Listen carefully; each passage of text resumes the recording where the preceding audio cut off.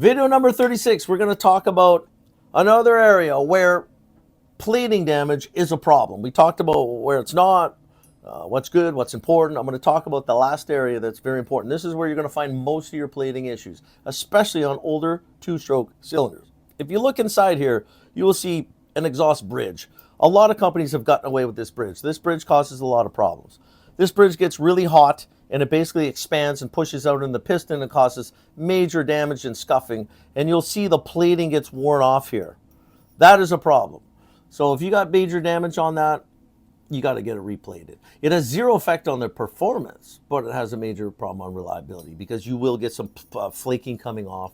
The piston ring could push it a little further and it starts damaging. So that is an area that you need to fix if there's any damage on here.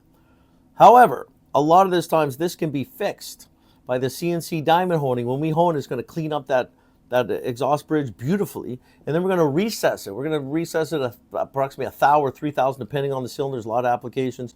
And why do we relieve that bridge?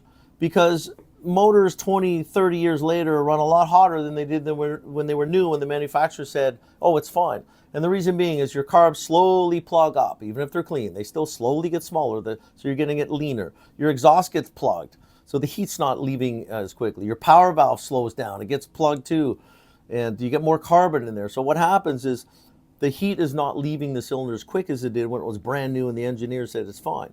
So what we do in older engines is we give you more piston clearance because your motor runs harder than it did 20, 30 years ago to fix that problem. So if your piston expands and the bridge gets hotter, they don't come in and ram each other and cause major scuffing. This is the number one failure of two-strokes on the exhaust side, is that bridge on older ones. Most new two-strokes have gotten away with the bridge and they shape the exhaust so that it's bridgeless, solved a lot of problems, and they're far more reliable. Like a lot of the new KTM 300s and 250s, they don't use that. Far more reliable. You can get hundreds of hours out of these things versus 60, 80 out of some of these older Japanese ones, or 100 hours with the bridges. The bridges are big problems. And now you know.